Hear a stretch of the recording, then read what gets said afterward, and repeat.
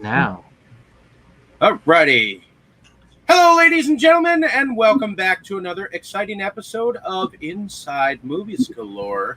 I am one of your hosts, but today we are going to continue our discussions in our themed month of August in the Asylum.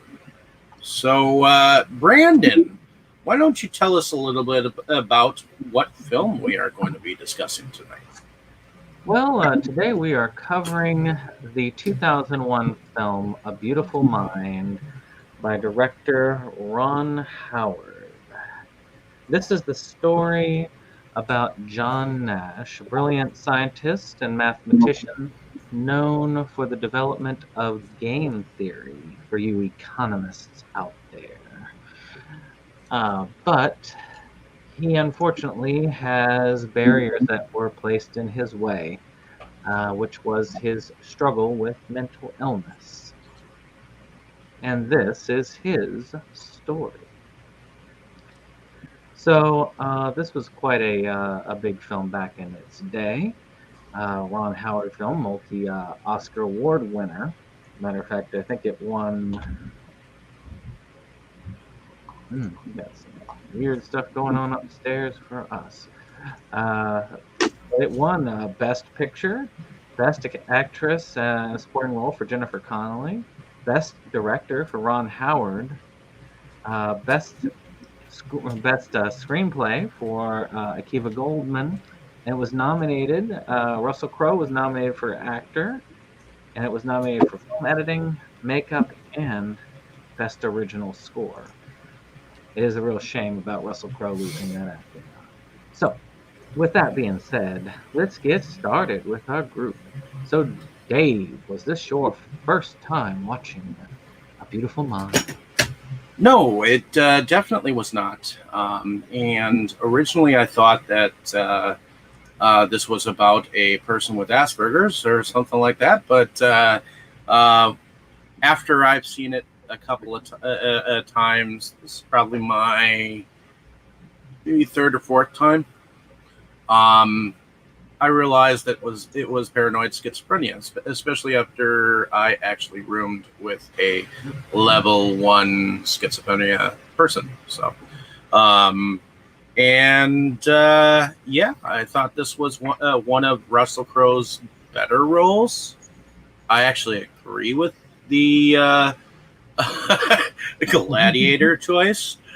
But this was definitely one of the better roles that he has been in, besides Romper Stomper. No one can really pass up that film without remembering him for it. But I remember having a crush on Jennifer Connelly in here, so yeah, it was definitely entertaining. Oh, well, Roger, was this your first time seeing the film? Actually, this is my fourth time watching the film. Yeah, this is easily the highest end film I've seen on the group yet. So to my delight, I was doing cartwheels when I heard this one would be doing this one. I really enjoyed it. Russell Crowe really shows me that he can do more than sling a sword around or do Master and Commander stuff. He is a very versatile actor. I must profess, I don't know all about the actors and all this stuff, but I know I've seen it quite a bit from Russell Crowe. So the other actors in this film were done very well. The storyline was very well. I can watch it multiple times, no problem. I really don't see many flaws.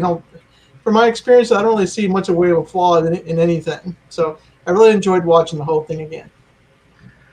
How about you, Forrest? Was this your first time? I think I might be the only one here who's the only one right here tonight who's watching this for the first time. I agree that Russell Crowe is really good here. I think he did earn his Oscar for this one. As did Ron. Actually, I think all of its Oscar wins were well deserved. On this one were well deserved. Excellent cast from top to bottom. I mean, besides Russell Crowe, you've got Russell Crowe and Jennifer Connelly, and you've got Paul Bettany, Christopher Plummer, Judd Hirsch, and Ed Harris. And it was also like very. It was very. I found it to also be like a very sad film to watch. Because he was because John Nash was such a brilliant guy, but he was just so not disturbed, but I guess maybe troubled is the word. I don't know, trouble is the word. I mean, you feel for him, you feel for his whole you feel for him, you feel for his family and his colleagues.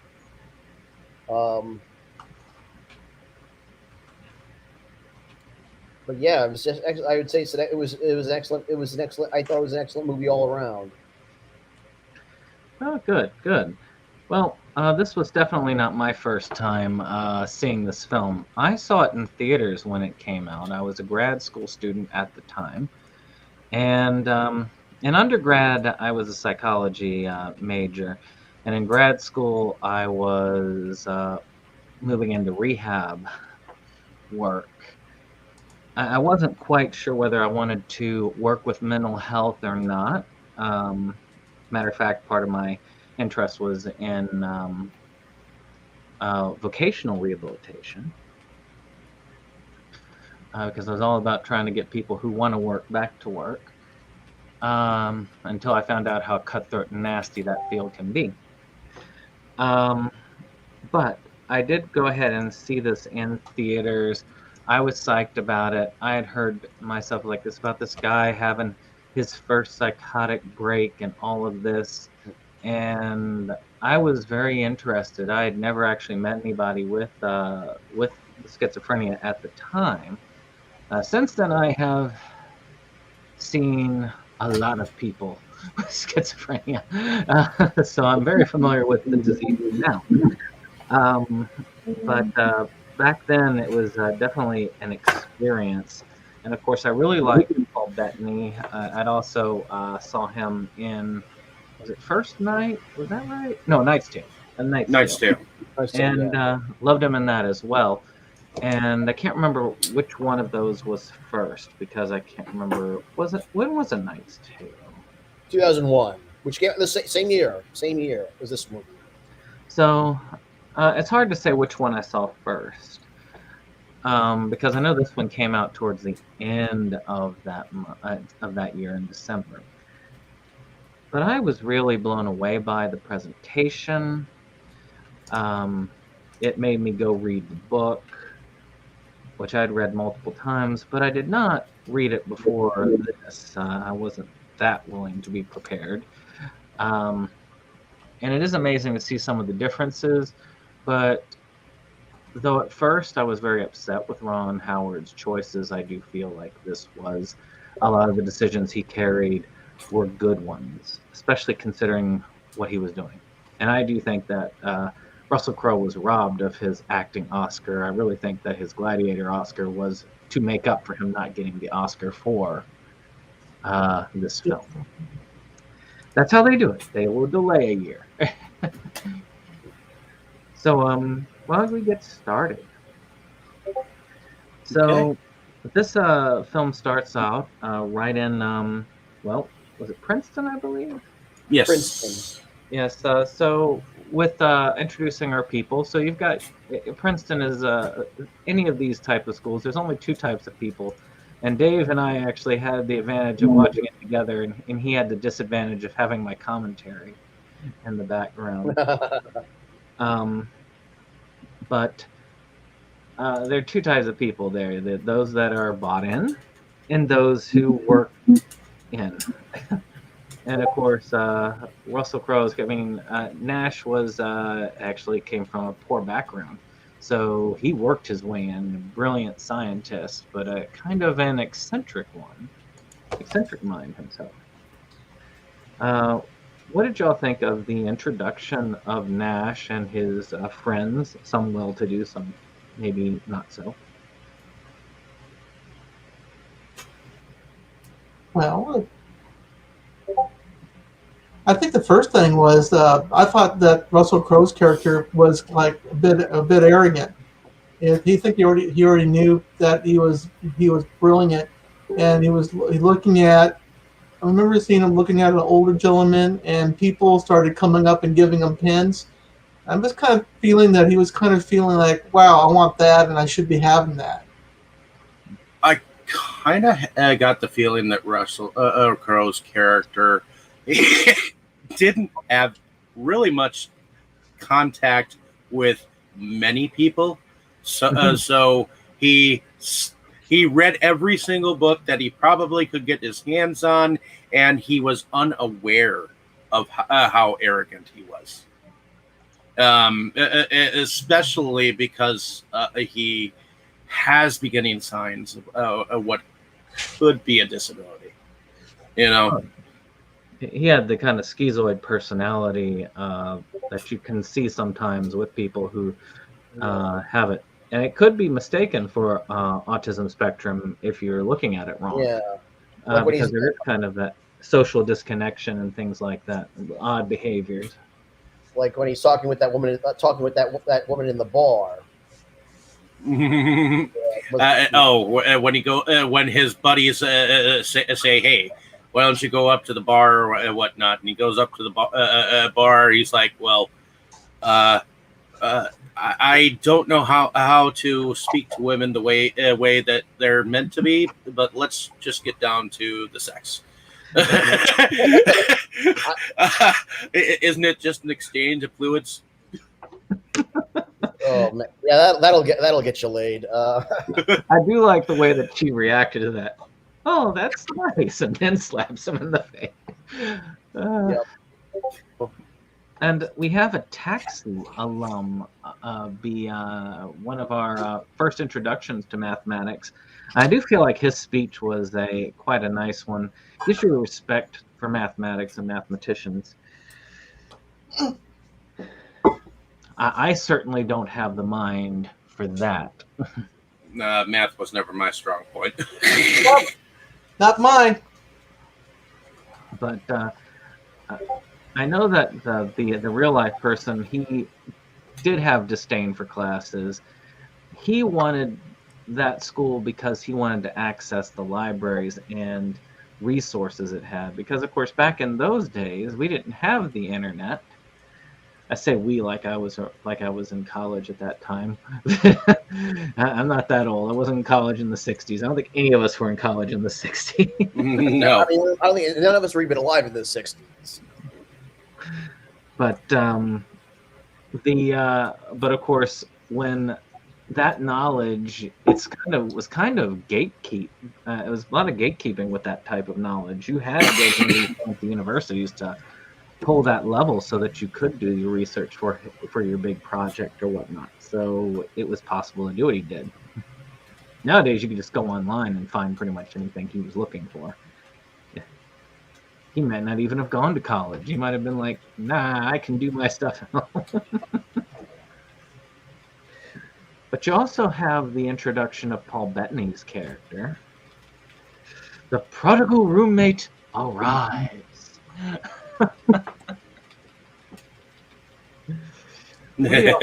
What did y'all think of Paul Bettany's character? I think that Paul Bettany's character was the comic relief character. He definitely was educated. Obviously, well, to us, he was just another student, but we didn't realize later on that he was just a delusion. So, to me, I think him coming into his life at that point in time was kind of more or less to have that person to, relieve some stress, some stress that his college buddies probably could not release with him, And this film is well worth having multiple watches, because the first time you watch it, it's like a M. Night Shyamalan film in a way, because the twist, I mean, I don't know about y'all, but when I first watched it, and again, if you, I'm hoping, Forrest, you didn't get the whole concept ruined before you did get to watch it, because when I watched it, I was looking for the first psychotic break, and it didn't hit me until much later in the movie. And that's the point. Because already at this point, he's having psychosis. By the way, spoilers are possible for this discussion. And I would highly recommend, if you have not seen this film, that you shut this off right now, come back to it later because we want the views. Watch the film and then come back, because you do not want to have this ruined the first time you watch it. Did you have it all? Did you have it ruined for you initially when you watched it the first time, Forrest, or did you get to watch it for the first time without much of the spoilers? I mean, I watched this for the first time. I went into this. I pretty much went in blind to this one. That's good though. That's the way you need to go into this film. But yeah, watching it a second time or a third time, this is one you can see a lot of differences in, which is something that for some Shyamalan films, maybe one more watch is worthwhile, but I think this one you can do a lot more watches. Yeah, because I just watched it. I just watched it last night and then again today, and I feel like there's still a lot of layers. I'm still peeling away with this one. So he also has his friends that he hangs out with that are also taking the classes. Because Charles, which is Paul Bettany's character, he's the English major, so he's kind of separate from the group. But the other ones that he's with are also mathematicians. And I remember that he comes in there, and you've got the lead guy there is kind of his rival. And he challenges him to a game of Go, or Othello, if you want to go. Hello. Hey, Jake. How's it going? Hello. I'm gonna. Oh yeah. Russell Crowe was definitely expecting to win easily, but he was shocked when he lost, and he just couldn't. There's like a short circuit. Kept on going around and around and around. I should have won. What did I lose? And kind of like daughters off. His reaction was, the game is unfair. Now, one scene that they actually left out, which is an interesting little fact, and it is included in most of the, I know in the DVD release I have, is he actually fixed it, using quotation marks, by making it mathematically even. And they still, from what I recall, they still play the game to this day on the campus, that version. I think they call it Nash, if I remember correctly, which is an adequate name. Mm-hmm. But now that Jake is here, was this your first time watching A Beautiful Mind? No. Y'all can hear me fine? Any issues there? Yeah. I hear you. Okay. Mm-hmm. Cool. Whoa, what happened? Am I still there? Yeah. Hello? Yeah. Oh, yep. Okay, I was hearing some audio issues on my end, so I was hoping I'm good. Cool. No, this is definitely not a first viewing. Now, I cannot for the life of me remember if I saw this in theaters. I definitely saw it around the time it was in theaters. Like I know I saw it before that year's Oscars. I just cannot for the life of me remember if I went to see it or, it happened. I know that.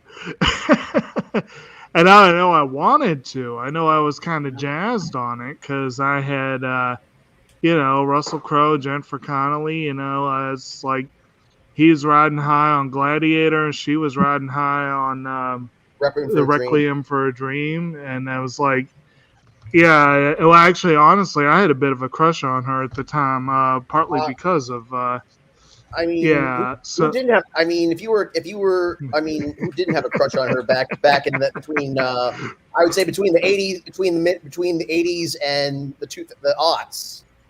Well, I'm not sure when I became aware of her, but it definitely wasn't that far back. I did not grow up with Labyrinth. I did, yeah. I was going to say, I would say, for me, it was probably The Rocketeer. I still haven't seen that. Wow. Awesome I film. need to see that. We need to cover that eventually. But at any rate, so yeah, I had definitely seen this one. And I liked it very, very much from the get-go. I couldn't really swear to how many times I've seen it. I don't think it's more than...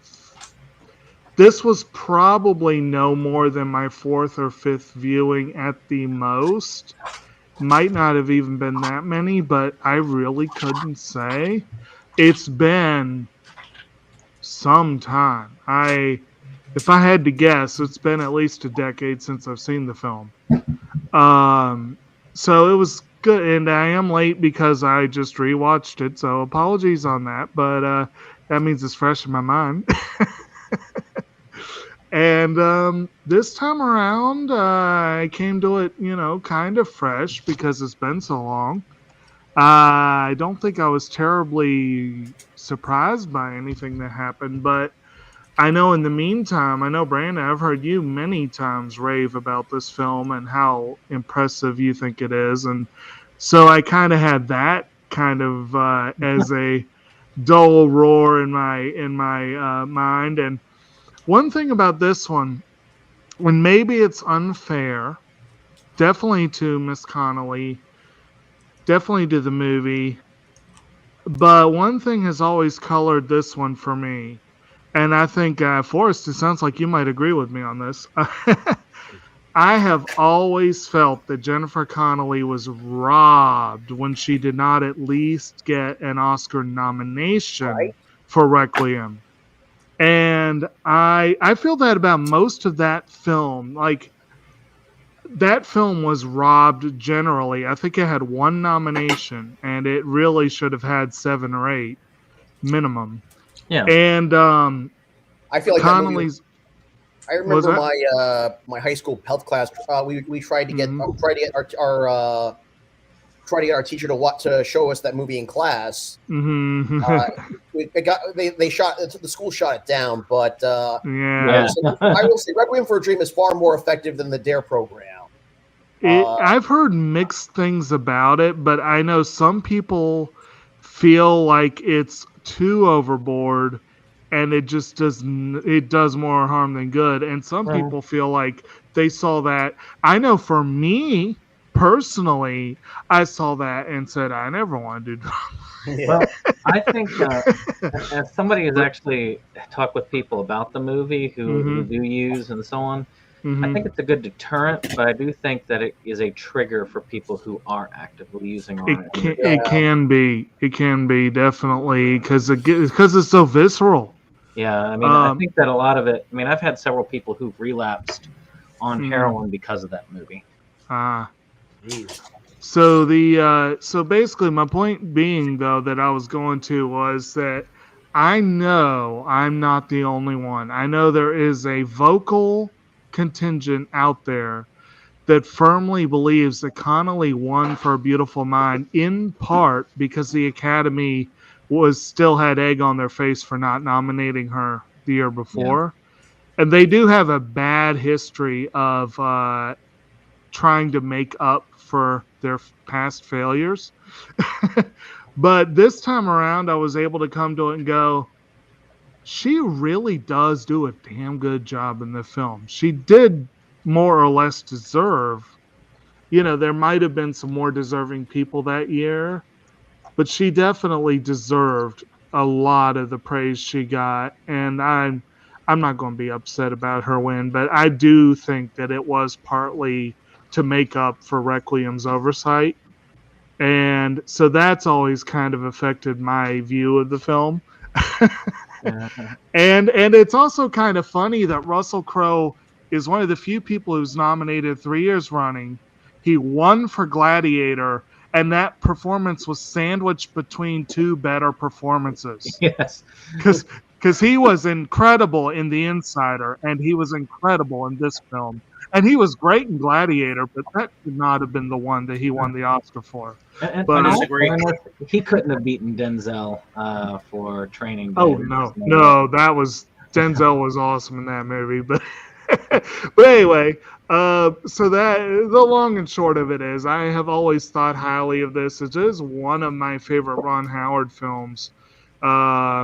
Might be one of his best films as a director. I still think Arrested Development's probably the best project he's been attached to. But I would agree. Yeah, I will second that. Right. But overall, good times. I'm glad I got to revisit it. I was a little surprised when Brandon put it forward for this particular theme, but seeing it again, I'm like, yeah, I could see that. The asylum scenes are not as, and we're going to get to those, and we'll talk specifically about them later because it does fit to the theme. But the asylum scenes, while they're not like the majority of the movie, they do stick out. They do, yes. So back to where we were in the plot. Of course, Russell Crowe, he's not going to classes, so he's not doing well, and he doesn't have anything right now to show for it, so he's under tremendous pressure. So much so he throws a desk out a window with urgings from his friend. Actually, no, his friend throws a desk out the window, supposedly. And but then they get to the bar. He threw it out the window. And through a discussion on picking up women, he manages to come up with one of the most simplistic descriptions of game theory I've ever seen, but in a way, a very brilliant way of producing it, because it's very hard to explain game theory. And, one thing, I know that Smith is somebody that is held quite highly. Matter of fact, I know that most people are very familiar with Smith. That idea is like, you go out for yourself and only for yourself. And if you do that, then society will profit around you. But he improved upon Smith by saying, all for, what was it, one for all and all for one, essentially. Working together towards a common goal where everybody benefits. And that was a rather cool thing. What did y'all think of that bar scene? I like that scene, and actually this time I was thinking about the mantra that we had in my English seminar class, the little mantra that we had of "it all comes back to Job or sex," and really, he's able to have this enormous breakthrough because they're a bunch of horny college students. I just thought that was amusing. And we always have respect for beer. Oh, yes, you must always have respect for beer. Very true. Did y'all have anything else to say about the college days before we move on to his kind of adulthood and Wheeler? At Wheeler. Well, you kind of touched on something briefly, and it's worth touching further on the idea. Like you were talking about Smith and all that stuff. And, when he finally submits his proposal, the guy just looks at his professor, just looks at him and says, I'm paraphrasing, but he's like, you're spitting in the face of 150 years of economic theory. And it's like, in a sense, you got to give the guy props for being willing to go there. You know what I mean? It takes that kind of mindset, that kind of arrogance, you could say, and detachment to do that sometimes. I mean, there is a lot of brilliance with this. I mean, well, look at a lot of the greatest artists, writers, and performers. Most of them have had some form of mental health or some what people might call a disability, but they have also given them powers beyond. In many cases, I mean Hemingway, of course it killed him. Robin Williams, also, but these things. But that's the thing is, it's but still there is a lot of greatness in them. a lot of power in that sort of thing. Mm-hmm. And they do a good job of showing that recognition of numbers and symbols as they have the numbers kind of go off the page. The way that he did the chalk on the windows. I'm surprised that nobody actually mentioned that when we were talking about the college. Yeah. Well, I guess we'll move on. Makes you wonder how much was in the yearly budget in the colleges for window cleaning. Window cleaning and having to repair it after right. breaking a window.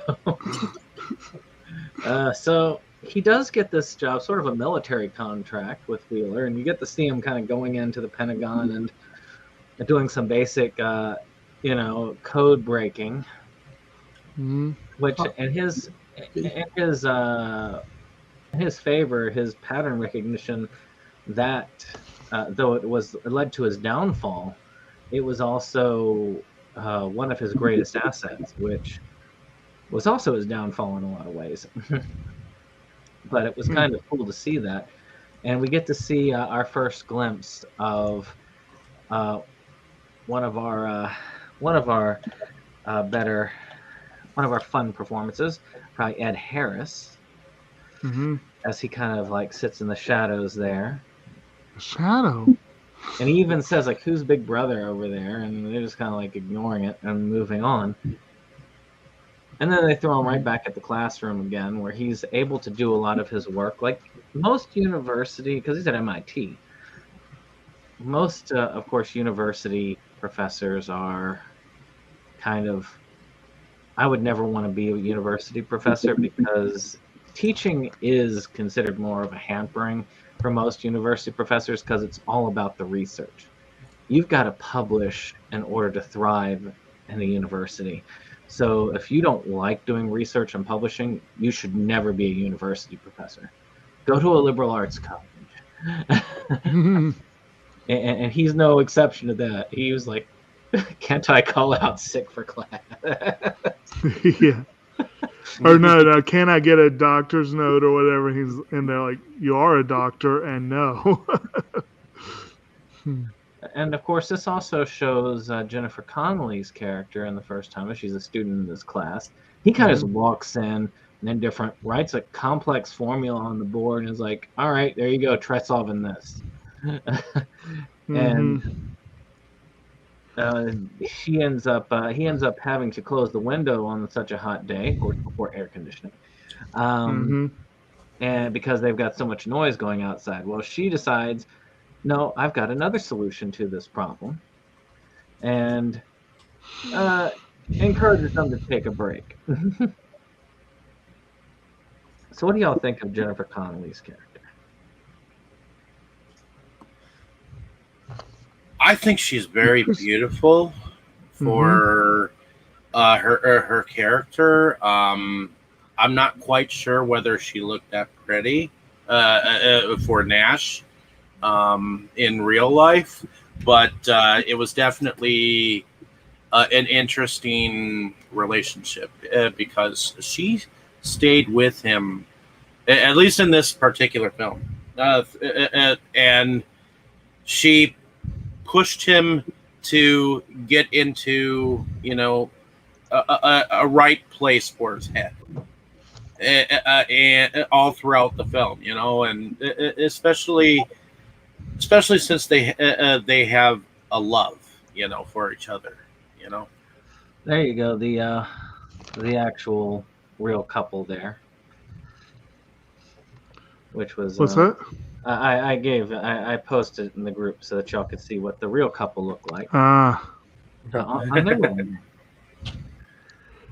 Yeah, they look a little closer in age. But essentially, during this time, he is reintroduced. While he's kind of having a budding relationship with Jennifer Connelly's character, he is introduced, of course, to our big brother Parcher, played by Ed Harris, who has extra tasks for him. They implant this radium dial in his arm, and which comes back later. and the and of course tells them that they're trying to prevent like a bomb explosion or something there. Basically, the Russians, and not to get involved with a lot of personal stuff because it can be danger, to those people. And so while he's doing his regular thing, he's also doing all of this code breaking by pointing out things in periodicals, putting together packets, and putting them in this mysterious Dropbox at this mansion. Very Kind of looking for commonalities and repeating. He can see repeating, letters and numbers and factoids. And he kind of like layers them like in books. So it's kind of unique. He can take a bunch of metadata and try to examine something to one, like to me, like one sheet of paper worth of information. Mm-hmm. His pattern, that pattern recognition is spectacular. Remarkable. And again, it does play against him, as we find out later. Definitely wheels go off his wagon, for sure. He's also introduced to Charles again as time has gone on, and Charles has a niece that he's taking care of, which, what was her name? Some of y'all better with the characters than I am. What was the kid's name? Oh, well. But they end up also introducing themselves back into his life as sort of a friend on top of his other friends, Soul played by Adam Goldberg, and Bender, I want to say, played by Anthony Rapp, who he brings with him because he does respect their qualities. So obviously he did have friendships outside of Charles and some of these. One of the more beautiful scenes you get to see with Jennifer Connelly and him is in the when he's in the at this party for this kind of wealthy politician, and they're talking art, and he shows these patterns in the stars, which I thought was an amazing scene. Oh, yeah. Well, and she chose an umbrella for the shape. That was pretty fantastic to show an umbrella in the constellations, And one of the things that he was fighting for, and the real man himself also fought for, is that mathematics is an art like anything else. And this was a spectacular show that mathematics is indeed an art form. No less so than the paintings in that house. It just takes the mind to see it. Not my mind necessarily, but yeah. There are various kinds of savants out there. What they do, they find interesting patterns that they want to look at and study and withdraw within. They'll lose their minds for a period of time, figuring out what angle is what and what line goes where. It's fascinating. And another interesting piece is when he ends up asking her to marry him a little bit later on. He asks it in the form of a mathematical problem. Yeah. How brilliant she is, because her first response is actually like, so what you don't know is whether I am going to marry you. Right. I thought that scene was brilliantly acted and put together to even a slight comic effect.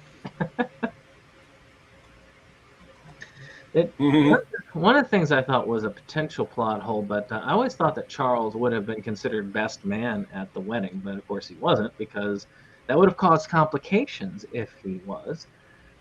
I think they explained some stuff away, like he was busy doing talks and stuff like that and couldn't come. Still an odd thought, plot hole wise. But also during this time of stress, it's also when we get the first car chase where he's dropping it off, and and Ed Harris is like, get in, and they're being the thing they're being shot at and all this stuff. And when he comes in, he gets all flustered. He's saying, "You need to leave. We need to leave." All this stuff is going on, and this is where you're starting to get one of your first big tip-offs. Yeah. Something is terribly wrong.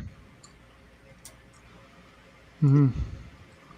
Yeah, I think this time, I mean, obviously I knew what was coming, but so I had that in the back of my mind. But I think this time it was more clear than in previous viewings that there were subtle clues dropped all along. Yes. Like, there are subtle clues dropped, and you're right, that chase scene is one of them, but it's, yeah. I will be right back. Y'all will try and talk about what was leading up to this point, and I will be right back. Well, this might be a good opportunity for a little bit of a slight diversion, but he mentions the car chase and oddities and all that stuff. One of the weirdest bits of trivia about this film is that in 2015, John and Alicia Nash died together in a car accident on May 23rd. And almost a month later, almost to the day, like June 22nd, James Horner, who wrote the music, died in a plane crash. So I knew he died in a plane crash. I didn't realize it was immediately after the Nashes. So that's kind of a weird coincidence. Yeah. Oh, so are you trying to say that this movie is cursed? Hopefully not. Only slightly. I mean, Ron Howard, Russell Crowe, and Jennifer Connelly all seem to be doing fine for themselves. Right. Well, I mean, Christopher Plummer has passed, but he was rather old, and and he got to do some fun stuff after this. Or after that. I mean, after that point, after 2015. I mean, Knives Out was flipping awesome, but and I still say James Horner got robbed, because the Academy loves to honor swan songs of their favorites, and the 33 came out that fall, and that was one of the best scores he ever wrote. But I had forgotten how good his score for this one was. It is quite good. But yeah. Anyway, it was. Nice. I thought that the music actually was pretty darn good in here. So where were we at as far as plot goes? I think we were just getting into the part where it was starting to get kind of crazy. He had proposed to his wife. Right. Yep. And then, Okay. Sorry about that. Yeah. That's fine. We got, another weird trivia fitting back to last week. Apparently, one of the people that also auditioned for the role of Alicia was Brittany Murphy. Huh. So, interesting. Well, of course, we follow the tense scene of the car chase and him with his wife, with her doing a little bit of investigating, and but also him going to speak at a lecture, and you can tell that his mind he is under a toll, that all this government cloak and dagger stuff has been taking its toll. He's not shaving now. His speech is very awkward. He's seeing these people come in. He's downright scared because of what he thinks that he's gotten himself into, and I mean, at first it was just that he thought that he was going to be helping the government. Then it was a blackmail incident, because the Ed Harris' character, he basically told him, "You're mine now," Yeah. We're introduced. You belong to me. By Christopher Plummer's character, and I admit, looking at things from the way that we see in his point of view, Christopher Plummer's character comes on like a Bond villain as Dr. A little bit. And he has his goons there, and they end up sedating him and bringing him in. Right. And it's there that we finally see when he's waking up and he's trying to get there, and he sees Charles in there with him, and Charles isn't doing anything to help him. He's just sitting there. Then you suddenly realize, like, okay, if you haven't figured it out already, this is when it's pretty much hit you right in the head that, okay, something is very not in place here. And they introduce the concept of schizophrenia. Not only that, but you also have Jennifer Connelly going in and looking at all the strange things where he's got the spider webs of thread going to different periodicals. At the place he's been dropping these packets to is an abandoned house. And all of this. Now, this is something I wanted to ask all of you, and I'm going to go back at the end of this when we talk about special effects and things like that, about some of the little hints that they throw out. But when did y'all fully realize, okay, he's hallucinating all of this stuff? When you first saw it, not later. I mean, it's obvious. I couldn't tell you honestly when I first realized that. I couldn't tell you. For me, it wasn't up until close to that point, around that confrontation with the doctor, that I was like, oh, this has not been real this entire time. Probably. How about you, Forrest? When did you first? Because you're the one who watched it most freshly. I couldn't. I'm kind of in the same way that Jake did. Just didn't pick up on it right away. No, I didn't pick up on it until towards the last 3/4 of the film. I thought all this was real. I said, "Wow, he's getting knee deep, and all this stuff is going crazy." And then you find out that he really is all in his mind. And then you see character and all that. Yeah. How about you, Dave? When did you find out it was? When did you figure it out? The second time I watched it. At least, because I totally thought all the time in the first one that he had Asperger's. So and in the book, he does have a little bit of it. Yeah, and again, that's part of those mannerisms. I was kind of wondering if he didn't have something in that ballpark, maybe I don't claim to be expert on these different things like Asperger's versus autism versus what have you, but I feel like his obsession with patterns and his general disinterest in socialization and some of his mannerisms. Yeah, I was thinking that it had to be more than just schizophrenia myself. Well, and this is where they introduce the concept of paranoid schizophrenia, and there's a lot of similarities in some ways to some, because it is it's a disease of the mind, but a lot of it is, and I've worked with a lot of people who have had the diagnosis, some fairly, some not fairly, and there are a lot of mannerisms that are spot on. A lot of these things could be mistaken for being on the spectrum. And a lot of what you see sometimes with this, again, there's something called schizoid personality disorder, which a lot of people think could be a potential precursor to schizophrenia. Again, that's kind of old theory, so I'm not as old as in this movie, but still kind of an older theory. And that also explains a lot of mannerisms, the need for patterns, for repetition, for a routine in order to keep the mind calm.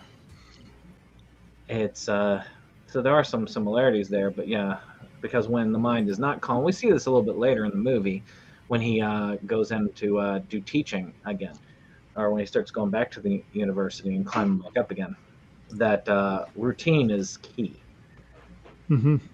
But to me, the way that Russell Crowe performed this and all the mannerisms, and when you get to see, if you look at some of the special features on some of the editions, you get to see the real Nash explaining game theory. And hi. Oh, and it is he does an amazing job mimicking the real guy, down to the mannerisms, the speech, and everything. It is quite impressive. The only one, Geoffrey Rush also did an excellent performance when it comes to that. Not that kind of mental illness, but some similar concepts in Shine, which was a right. Shine was a good one too. We need to cover that. So, KJ, been a while. Guys, how have you all been? It's been a minute. Definitely. It is great having you with us. Thank you. Was this your first time watching Beautiful Mind? No, it's crazy. I watched Beautiful Mind back in 2002, maybe 3. I was a kid, but it was on VHS. I remember my mom went to go see it like when it first came out, and she told me this is a really, really good movie, and she showed it to me. But this was my first time seeing it since like 2002, so it was good to see it with like new eyes. Older eyes. I like that a lot. I think it's one of the most beautiful movies in spite of everything that goes on, with the character. I mean, it's one of the most beautiful movies I've seen in a long time, for sure. Well, we were moving through to the scenes in the asylum, because this is our theme, is in the asylum, and the asylum scenes really do show because of the brutality. This is one of the few times I have ever seen insulin shock being illustrated for us. Yeah.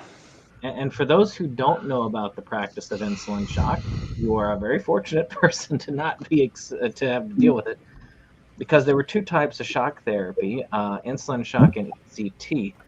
ECT, electric shock treatments, which are used today, by the way.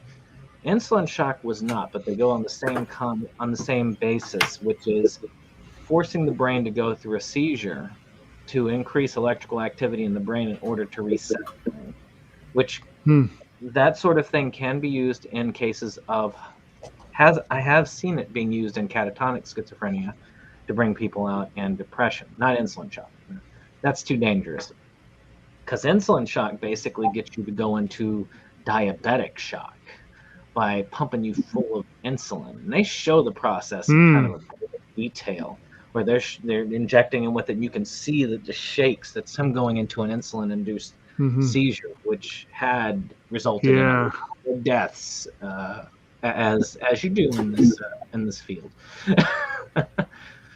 But what did y'all think of because this is really where we were focused for the month anyway, what did y'all think of the asylum scenes? Did y'all feel like they stuck out to y'all? Oh yeah, they definitely stuck out to me, especially since once it came to that point of psychological distress, he thought that everyone was out to get him, and at first I think he was angry at his wife, for basically sicking this doctor on him and making. I mean, it was in a public area, that they took him from. So colleagues were seeing him, and this was just after that speech that he did, and he just kind of saw the dudes at the back of the room and was like, I'm gonna get out of here. Well, I love Christopher Plummer as the doctor. He like I said, he comes across as somebody that you could, if you were still kind of like not quite convinced that he was crazy, if you were not quite convinced about that like he comes across as the perfect villain. Christopher Plummer was an amazing actor. I think he's passed since. He has. Yeah. He passed away. He passed away very recently. Very recently. Yeah, That was this year. It was last year? February of this year. Yeah. This February of this 91. year. Mm-hmm. He was an excellent Scrooge. I liked him in that. Yes, yes. He never gave a bad performance. That's one thing I'll say about him. Like, whenever you saw him, he usually gave a good performance. Mm-hmm. And of course, Dave has an illustration of one of the moments that he kind of, where, Nash faces reality, trying to cut into his arm to move or to actually show proof that, yes, I've got this radium thing that's inserted. Radium implant, yeah. Well, yeah. Once he had gone into that like abandoned warehouse, we saw that he might have been implanted by something, and we hadn't quite gotten that reveal yet. That he was kind of delusional at this moment. So to me, the realities that he was seeing, that he was understanding at that moment, were so real. I mean, at least to him, and that's the thing that's terrifying about it, is that these realities or these delusions that he was feeling were like he was living it here now in this day, and there are people like that actually believe that they are in like some other dimension or actually being chased by demons of some sort, And that scene brings a bit of a, kind of gets me a shiver even when I first saw it, but now even more, because I have seen instances I'm not going to say specifics on that because of HIPAA and all that, but I have seen very similar disturbing things like that. And would somebody with paranoid schizophrenia cut into their arm to try and find a radium dial there? Yes, they would. Yes, indeed, they would. There's some things that are very hard to unsee when you see them in reality, and this thing brought back several of those. But yes, very realistic scene. Yeah. But he does recover, sort of, and he gets sent home. He's not having the hallucinations. I do like the scene where he's like, I'm talking to the garbage man, and she's like, they don't pick up the garbage on this day. He's like, well, maybe they do here, and then the garbage man does go by and yeah. And they have a little laugh about it, which is kind of nice that they're able to have those moments like that. Yeah. But it's good about illustrating the struggles that people with these types of diagnoses go through, because the medications, especially back in those days, because you had like Thorazine and Haldol and Clozaril. Actually, no, Clozaril would have been new. So Thorazine and Haldol, and I think there were a couple of even worse ones as well, that had massive side effects. And I mean, like the relationship with his wife, the intimate relationship suffered. The fact that he just can't think straight. His mind is the brilliant mind is crippled.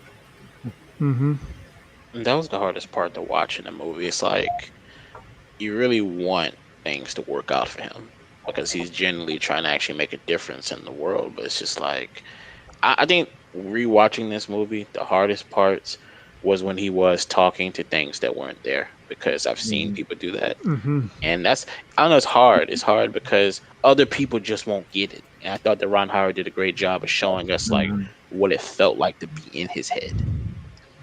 Yeah, part of the production design about this is one of the brilliant things. At first, I was kind of mad that they didn't present it as realistically as to the book as it really happened.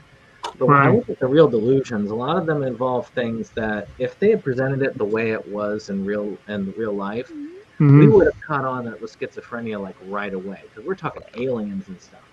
Well, and also from what I read, supposedly Nash claimed that it was primarily auditory, like that the very few of there wasn't a lot of visual hallucination, and using visual hallucinations really does help trick the audience quite a bit. Auditory would have only gone so far. He grounded it. They made it fantastic, but they made it close enough to reality that we as the audience were drawn in and we could see things from his point of view. And this to me trumps the negative in this, because there's no better way of being able to show yourself, be in the shoes of somebody with that illness. I've seen people actually, something clicks in their heads like, oh my God, that's what my relative's going through. And that's like, that right there is, that has helped a lot of family members understand the illness more than one can do, because it's even harder when you have family who have schizophrenia and the family member doesn't understand it. Or doesn't understand why they can't see that this is reality, but that this isn't reality. And this is, as Christopher Plummer's character says, he's like, well, I can't. It's one of the most brilliant pieces of writing in this movie, in my opinion, where Russell Crowe's like, it's just a problem, I can solve it. Where he's like, the problem is in your mind. That is the problem. But he does decide to say heck with the medications, as you do. Actually, real quick, you're talking about the effect that this kind of can have on other people. And you're talking about one of my favorite lines, not my favorite because it is kind of horrifying, but I really thought it was a really well phrased. And that was when Rosen is talking to Alicia. And he's like, imagine if you suddenly learned that the people, the places, the moments most important to you were not gone, not dead, but worse, had never been. What kind of hell would that be? You know? And you got to admit, that is a horrifying thought. It is. The thought that it really is. You even go back to college and they even say, no, he roomed alone. And you're like, so Charles isn't real? But I love Paul Bettany. Well, right. And you got to think about that factor for a moment. I mean, that particular character was part of his life for quite a long time. I mean, if suddenly someone was missing, then in your life, you'd think. I mean, to me, if you have friends in your life, they're like an appendage of your arm or something like that. That you feel like you're really missing something, like you're coming back from a war with your arms blown off or some shit like that. You know, that's the reality of the situation. His best friend never existed. And and one thing that is not shown as well, but I do like that when he goes off the medicines, he's sort of like, oh, I was right, they weren't right.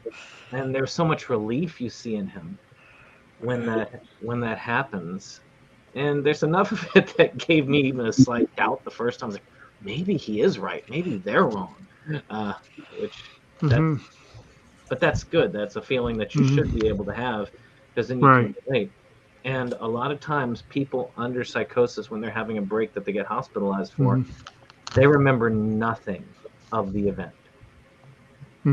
I have shown video to people before, and they'll tell you, that's not me. That wasn't me. And that's the kind of unreality that you have to deal with. It's a frightening disease. It is. And, although I do love what I think was one of his ultimate solutions. The part that to me always stuck out is probably the part where he was able to once and for all say, yes, I am delusional. And that was the part where he's like, she doesn't age. The girl doesn't age. And I'm like, that was kind of an interesting. That's one of the clues the audience gets all along. Is like, shouldn't she be a little older by now? You know, and yeah. You were saying something, KJ?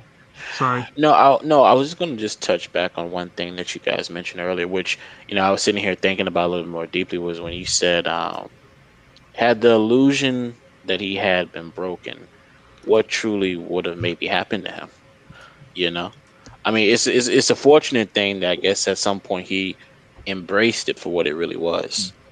But just I do wonder, what would have happened to him if that illusion been gone, or how would a person even break that down to somebody, that the illusion, wasn't there because of how, throughout the whole entire movie, he was very passionate about everything that he did, you know, but I have to say, like, I did not catch it that the guy was not real, the best friend. Like, it took me to see this movie again to realize his best friend wasn't even real.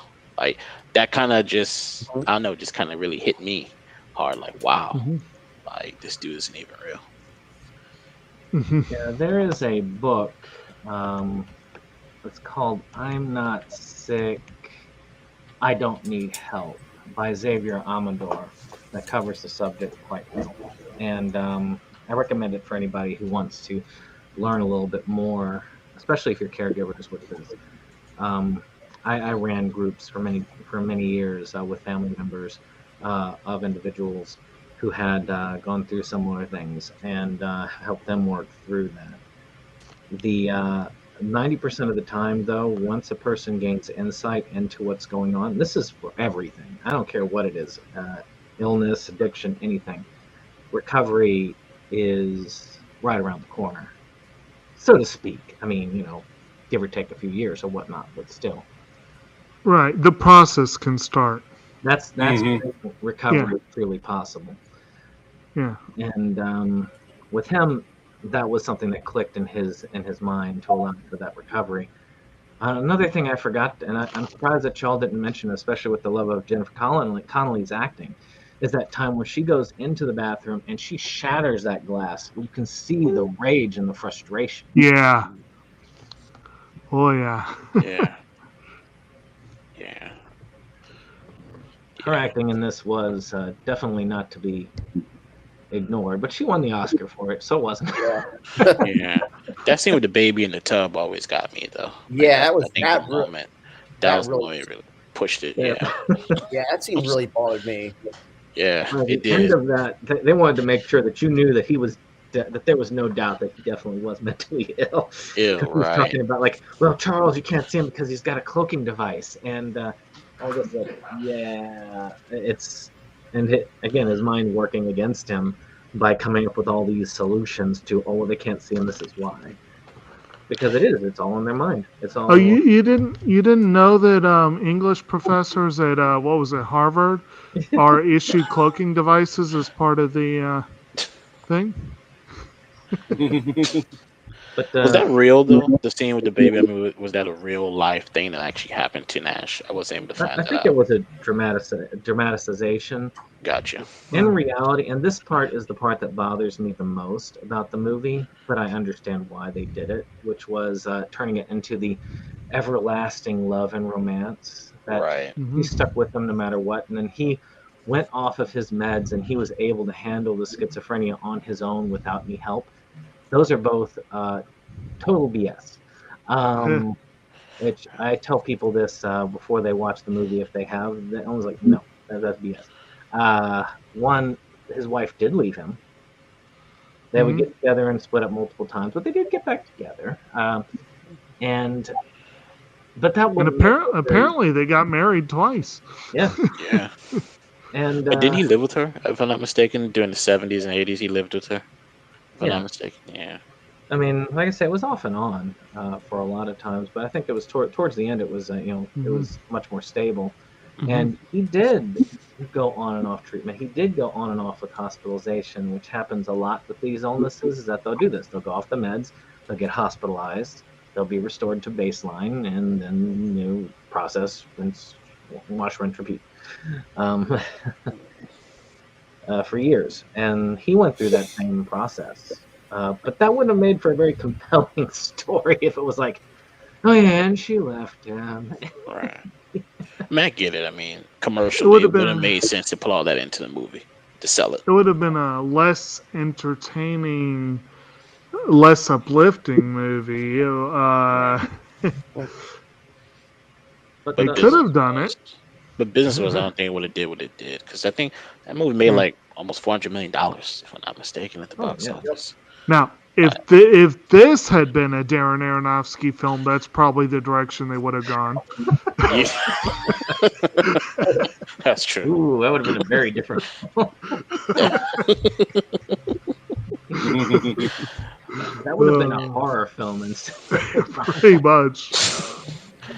Yeah. Because Requiem pretty much is a horror film where the big bad in that one is addiction. But I mean, that's pretty much. He does find some ground with his old friend, though, when he goes back to the university. Mm-hmm. He does basically, like many people with an illness that's so debilitating that you can't really work. You know, it's about finding something to do and with your time, and this allowed him to do some research and be in a familiar environment that he felt at home. Mm-hmm. And through all the struggles and through all of the repetition of doing the same thing over and over again, establishing patterns, helping himself move through, eventually he was able to do so with minimal. I mean, he had the outburst at the very beginning, but then after coming back again and again, he was able to deal with these things. Mm-hmm. Which is a great thing, because, I mean, when you've got a pattern that's disrupted, when you have a lot of change, you actually see this sort of thing happen, where you'll see flare-ups and psychosis and stuff, because stress is what activates it. Mm-hmm. It goes back to what you were saying, Dave, about like some similarities with autism spectrum and this, because again, lots of frequent change is very difficult. Adapting is not as quick. Mm-hmm. And at one point in this one later on, you actually see him fully acknowledge one particular aspect of that. And they do it in a kind of a humorous light, too. And that's, of course, when he gets the news, or he's about to get the news about the Nobel thing. And this guy comes up at Mr. Nash, and then he leans over to one of his students. Is he real? and she's like, yeah. And then he's like, I'm sorry, I just have trouble with new people. I mean, but that would make sense. You know, if you've been imagining people your whole life, getting some firsthand confirmation from someone you do recognize, that seemed perfectly logical. But again, they played it off in a pretty. I thought they played it pretty well. And he did say he was taking some of the newer antipsychotics at the time when he explained to him. And now I read that in real life he had kind of gone off those at this point, but that they decided to leave it in the script so as not to promote going off your meds. Just like anything else, he went on and off of medications for most of his life. I liked how he did say, it's like, everybody's haunted by their past. I love that. That was cool. Mm-hmm. Mm-hmm. Yeah. And but of course, the moment where he becomes a teacher, I always thought that was really cool, where he's sitting there in the study, and they actually one of the students actually approaches him, and he ends up hooking on to an aspect that before he kind of disdained. He didn't think much of it. Wanting to teach. Mm-hmm. I like even how they repeated the whole challenge for Go with the restating the lines at the beginning. He's like, mortified, terrified, stupefied. Right.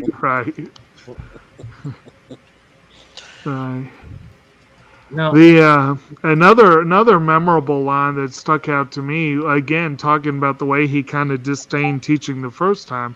You know, we talked about him asking if he could get a doctor's note. But then he goes into the classroom and he's like, he throws the book in the trash and he's like, I'm afraid this class is going to be a waste of your time and what is infinitely worse, my time. Yeah. That's how most professors look. Just most of them have more tact than to say Yeah, I had a professor just like that when I was in grad school. And he used to actually just tape his lectures and then just roll in a VCR and start the lecture. Oh, jeez. I've got better things to do. I got to do my research. Yeah. But of course, one of the things I was curious about y'all's opinion on, because they kind of leave this open-ended. Because we see the pen scene in the beginning, and of course he sits down for the tea, and then they present the pens. Now the question is, was the pens being laid down a hallucination or reality for the movie? Because you do see the other guy with him, the guy from the Nobel, acknowledging the people doing it. If you look, I think that might have. I read it as reality. I would say this. I could see both sides of that, and I say that because I could see them really putting their pens down, of course, to honor him. But I could also see his mind thinking that, and in reality, they might have just been walking up to him to shake his hand. Yeah, that's how I kind of took it. Yeah, that's one way to look at it. Yeah, because it does provide a nice symmetry. Nice, and I wouldn't be at all surprised if that was cooked up for the movie to give it a nice cinematic symmetry. But I could see in his mind, yes, he may have remembered that in the past, and you're right, maybe they were just shaking his hand, but that was the way he saw it. Yeah, and you could still have the individuals having similar reactions to that. And it wouldn't seem weird. Because I just kind of thought like that was in his own mind, his way of kind of saying, now I'm kind of straight again. And I don't mean that in any kind of a derogatory, but I just view, like you said, with perfect symmetry, like that was his way of kind of his mind just saying, not all the way, If y'all have a chance to get, I don't know whether the Blu-ray release, which I don't even know if that's still in print, but I know that the DVD release I have has a lot of special features, and they are worth going through because they give you a lot of insight. And some of the deleted scenes, like it shows one deleted scene where it shows him as the seasons go by, developing a pattern and then noticing a change, like a newspaper stand that was there all this time. Suddenly it's automated. It's just an automated newspaper box. And he struggles with it, trying to figure out what's up with this, and then eventually figures it out and then is able to move on. But it takes him that moment to adjust. And those are, they're very cool things to look at. There's also when he's provided with the Nobel Prize. That's also in the special features, so you get to see that. I have a deluxe edition DVD, but I have not gotten into the bonus features. One day I will have to. I have the 2-disc DVD as well. I need to check it out. Well worth diving into. Cool. I tell you, it was a little distracting this time watching it on a big screen, like an HD TV, because the DVD quality just wasn't there. It felt a little washed out. So it might be nice one day to upgrade it, but when Criterion does a Blu-ray release, I'll get that. And they did have a cool speech at the very end where he does his dedication to his wife. It's very touching. I wanted to mention that in my opener, and I forgot about it. I actually had a slight return to this a couple months ago because they actually recreate that scene near the end of Charlie Kaufman's I'm Thinking of Ending Things. And it was a really odd tribute from an odd movie, yes, but fitting. And so getting back to watch that again, I was like, I see. Okay, I see what they. Yeah, it was kind of interesting to have that also in the back of my mind. But that's a beautiful mind. Before we get into production value, What did y'all have anything else that you wanted to talk about plot-wise or character-wise?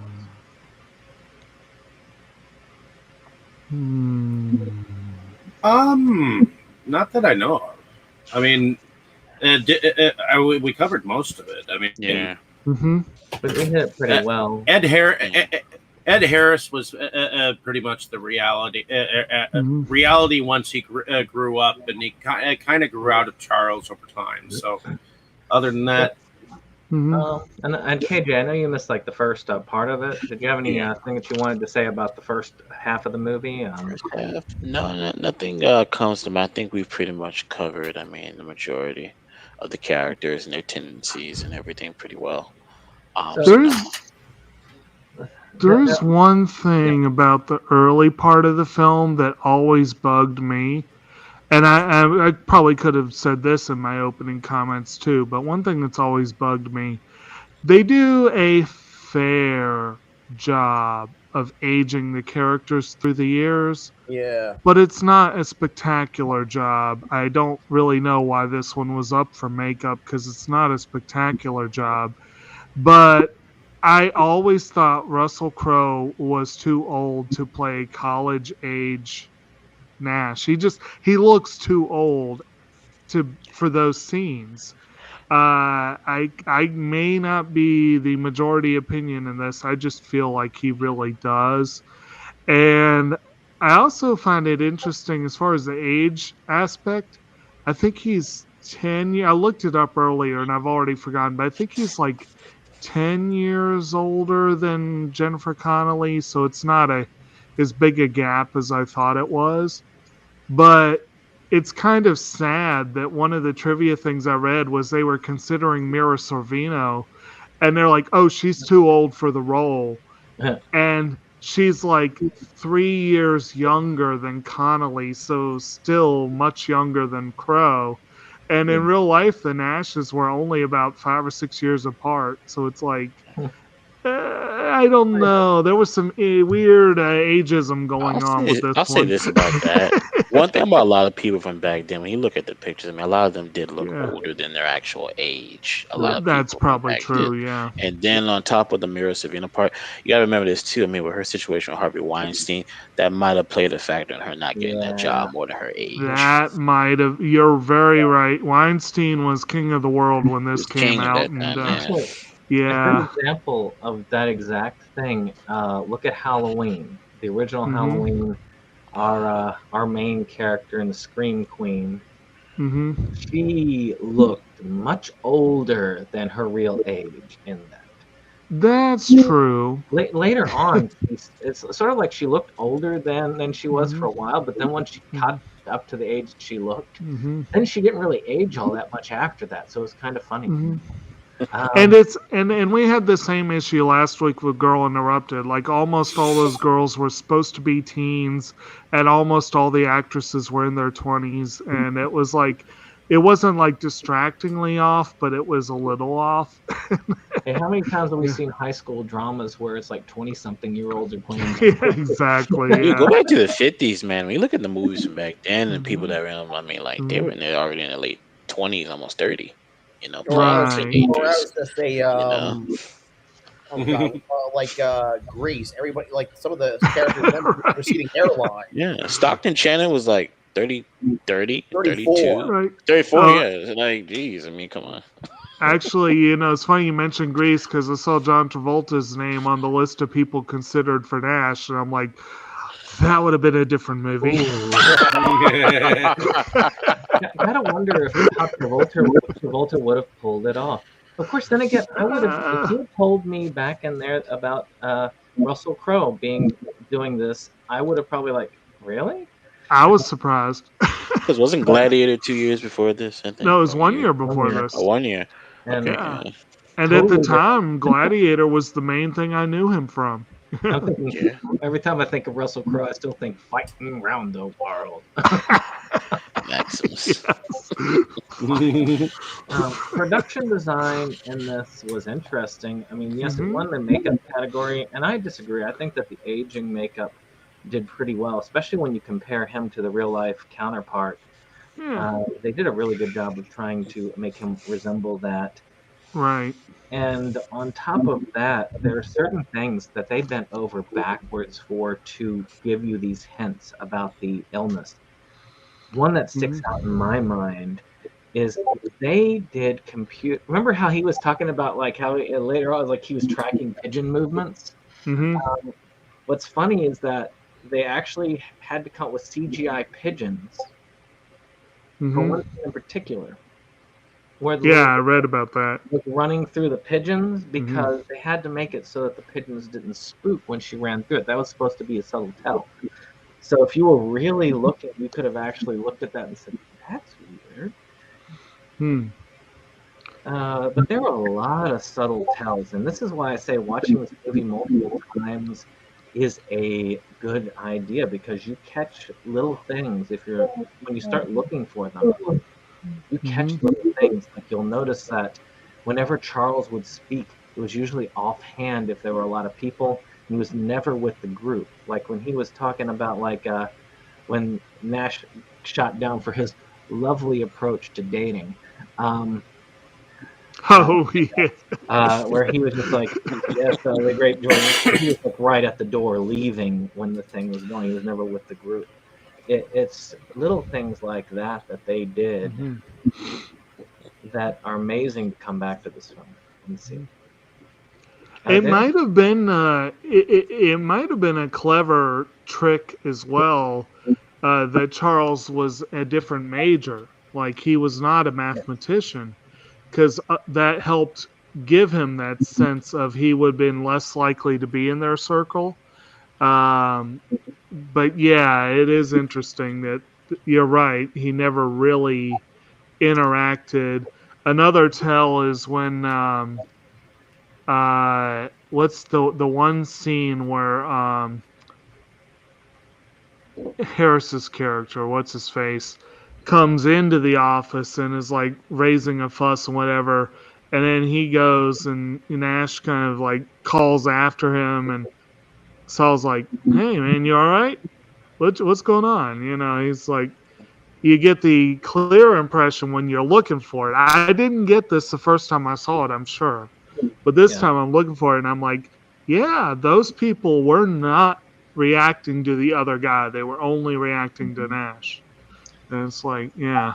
And to me, that's great filmmaking, to where they can pull the rug out from under you in such a brilliant manner that you look back and you say, oh, it was obvious all along, but it wasn't. Right.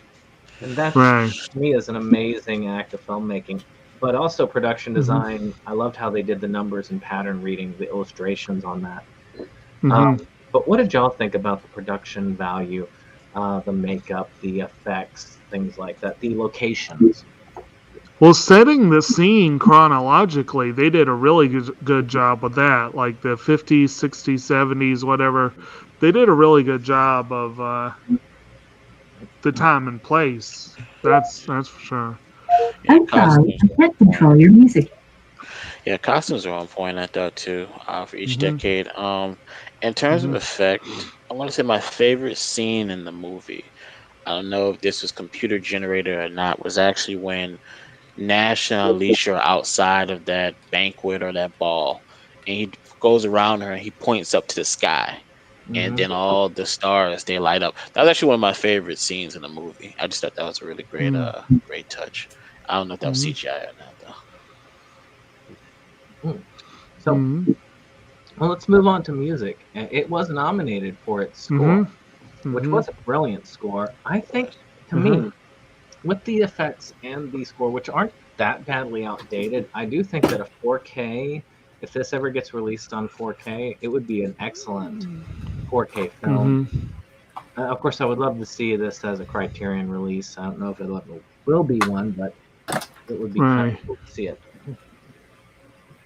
Especially one of their, since Criterion is finally moving into 4K. It might be one of the ones that would be great, especially for the soundtrack. Oh my goodness, the soundtrack. Oh wow. This was one of James Horner's last nominated scores. He got a nomination for House of Sand and Fog and one for Avatar. But, I believe It's like I was died, saying earlier. Yeah, it's like didn't he finish the Avatar 2 score before he died, or he at least submitted a work printing? he has he's credited on IMDb for having themes for Avatar 2. Yeah. Who knows? Maybe he'll win. He'll win after his death. For Well, as I was pointing out, when you stepped out of the room, you may or may not have still been. You may have heard this, but I think one of the finest scores he ever wrote was the 33, which is one that came out very shortly after his death, or at least like just a few months later. And the one that came out immediately following his death was Southpaw, which was also a really good score. It was. And he had completed the score for the Magnificent Seven. So I think that was his last original score. Because I doubt Avatar would really be an original. It's more like a continuation, probably. But yeah, all three of those were excellent scores, and you'd think he would have gotten some love from the Academy for that. But being a double Oscar winner and all. And another person that the Academy took way too long to acknowledge, who was nominated, I think, was the cinema. No, he was not nominated for this. Roger Deakins did the camera work here, and he was not nominated for it. He was nominated for Oh Brother Where Art Thou, which came out. Or no, The Man Who Wasn't There came out the same year as this. But yeah, he took way too long to win. Now he's finally winning all the time. But yeah, awesome score. I had forgotten the score, and there's that nice song at the end with Charlotte Church doing the vocals. Really nice song to end it on. Set the mood very well. It really did. Very much, yeah. So overall, I'd say the production values were quite good on this one. Yeah. I think the budget was like $58 million, which was pretty much a lot of money back then. So I mean, I think it really was good use. Anybody else have anything on production or score? Not that I know of. Okay. Well, let's go into, I guess, favorite scenes. Well, we start with you, Forrest. What was your favorite scene in the film? Oh, favorite scene. Probably probably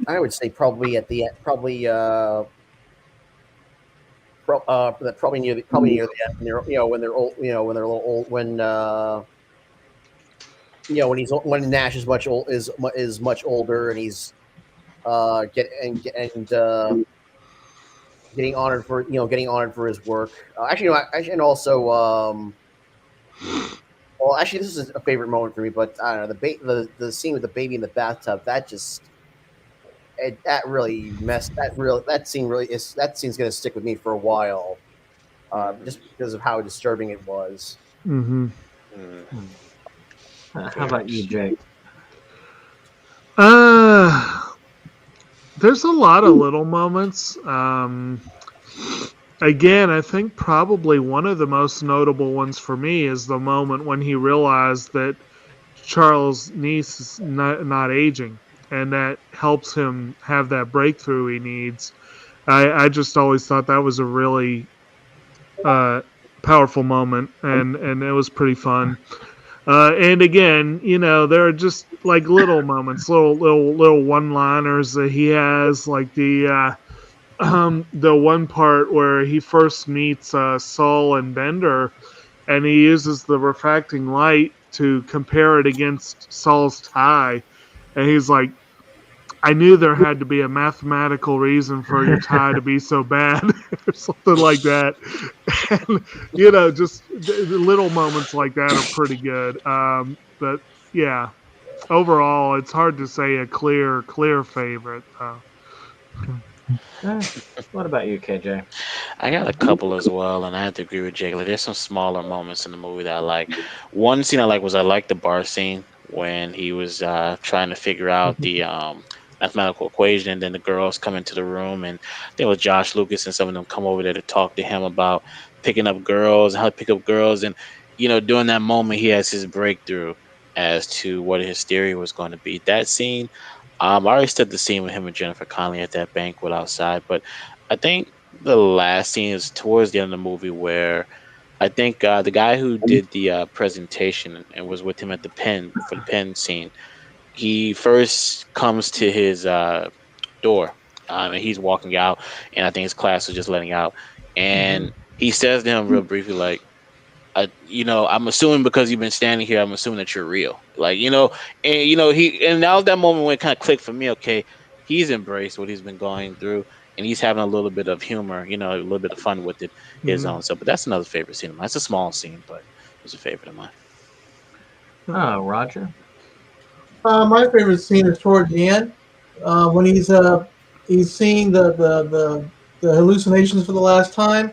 He saw the little girl that raises her arms at him, and he says, "No." He finally acknowledges that they're part of his life, but they're not real. So I kind of it was kind of cool. It was kind of like kind of nostalgic and sad and happy at the same time. I had a bunch of double emotions about that. How about you, Dave?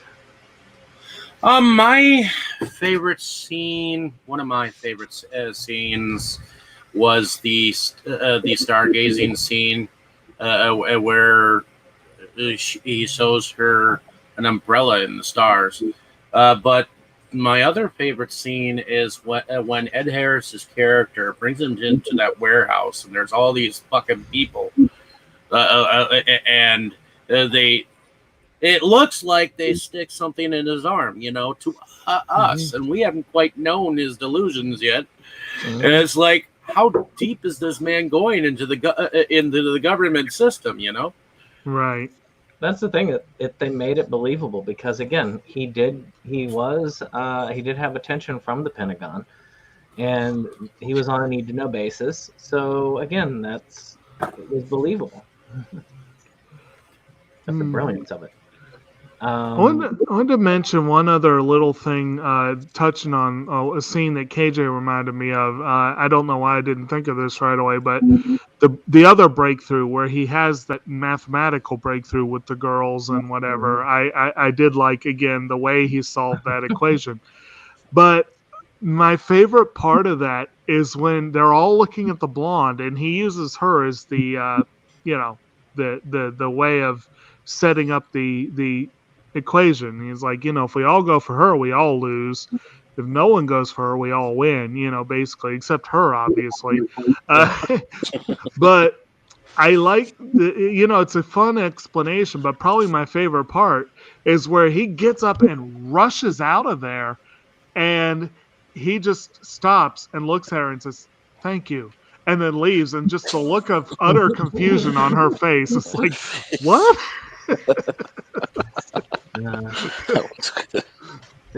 My favorite scene is where he where he's on the university later on, and he's in there isolated, and he gets and the students come up to him, and he's like, when's the last time you ate? Food, but things that Charles, who was a figment of his imagination at the time, was telling him how to, but finally applying some of the stuff that he had that kind of brought him down in some cases towards helping somebody else. I would say that this film is a great inspiration because there are people with that just because of an illness like this does not mean that your life is over.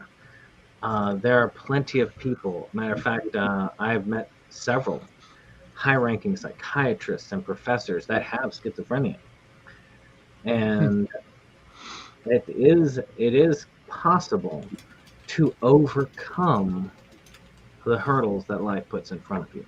And I think that is one of the most important things that this film can illustrate to others. If you want to see what kind of horror it can what kind of horror it can throw on you, watch The Soloist. An amazing movie, amazing acting, but also shows you how, unfortunately, schizophrenia tends to end with people. And but it again, brilliant performances, and I do think that a lot of these movies do get overshadowed with age, but should still maintain. So, with that being said, I guess that's it for A Beautiful Mind. Why don't we go into our outros? Why don't we start with KJ? My name's KJ. I do have a group. It's called Timeless Classic Movies. We have roughly about 1,500 members. And if anyone ever wants to come in there and talk about old movies, that's definitely a place to be. So I thank you for inviting me to Ron Howard's A Beautiful Mind. And it's been a pleasure yet again. Yeah, thanks for coming. Yes, definitely. Jake. Okay, I'm Kotobukijake. I am co-host of SeptumSin versus the World, and we talk about physical media and all of its forms. And we have a couple of big events upcoming on the channel, and I'll let Septum fill you in on the details on particularly the one upcoming, I think, this week. But we also have our big movie awards to airing in September, and we have taken the votes. We have we've tallied the votes and come up with some interesting selections, and should be a lot of fun. Should be a very interesting take on the usual awards thing. And the award show is going to be mentioned on at least one piece of physical media. Oh, very cool. So that's kind of cool. And of course, we also have our anime anticlimax, which some of the people here frequently participate in, and I believe Roger's selection is the one we're discussing next Monday. The Shikabane Hime, which as soon as we sign off here, I'm going to launch back into watching that. Should be fun.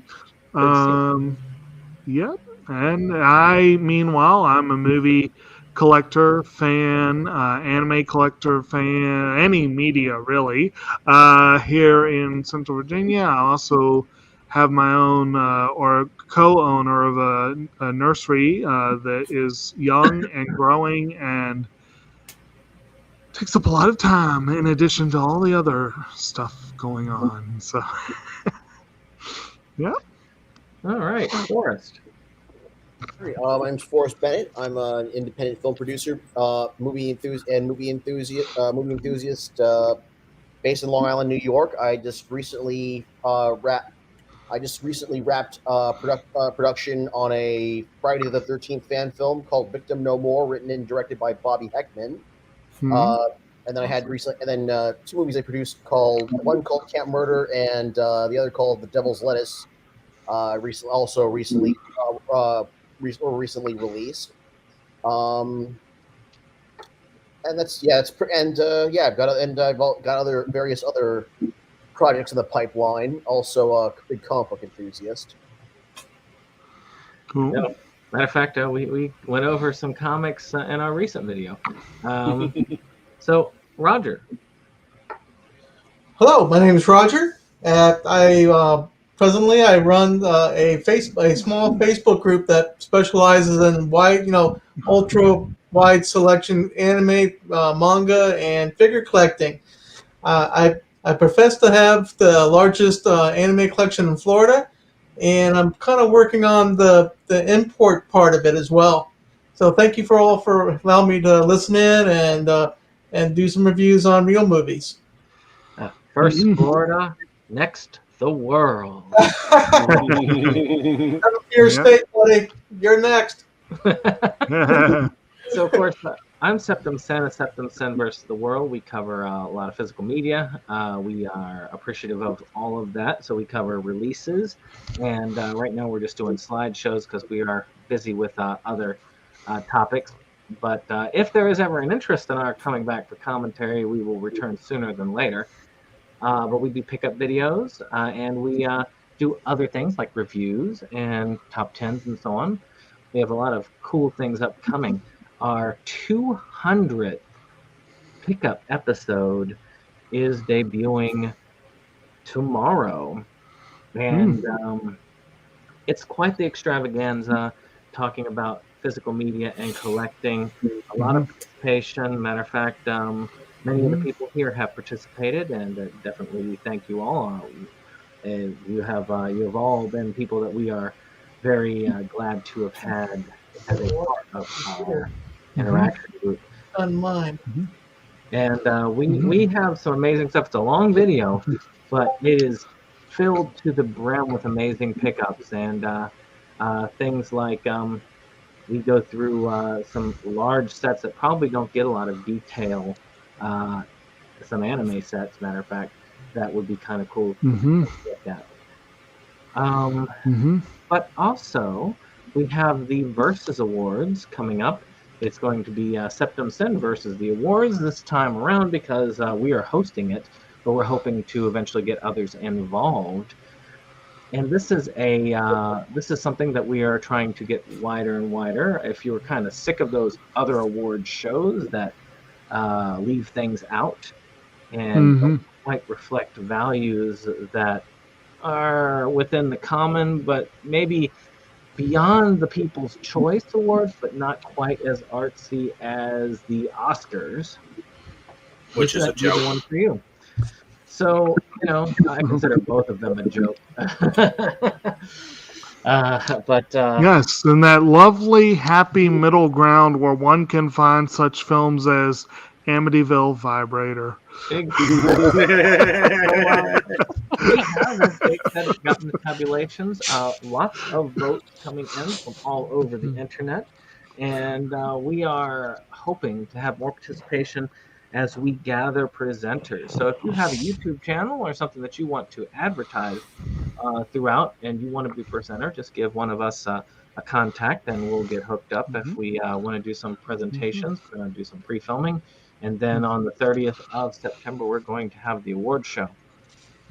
Finally, of course, we are wrapping up the Asylum month with an amazing film submitted by August in the Asylum. Called Amadeus. I'm looking very much forward to this. I haven't watched this film in years. So he's given me an excuse to finally open up that digibook I have and watch it on the big screen.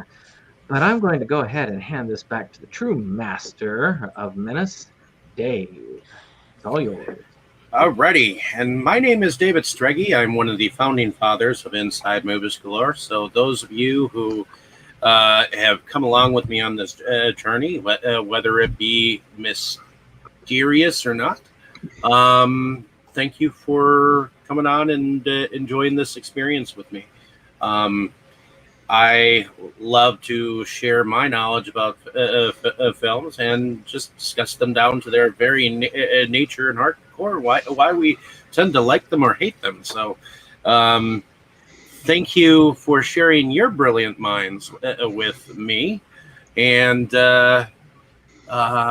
we're definitely going to be having some more fun and fantastic film discussions coming up here. But I also moonlight under a different channel called Delusions of Grandeur, where I do my own video pickups and video reviews from time to time. So once you get done listening to our banter here, definitely go over to that channel and give a like, share, and subscribe if you care to listen to a humble video reviewer. And thank you all for coming on the show. All right. I am stupefied by you. Good night, all. Terrifying. Night.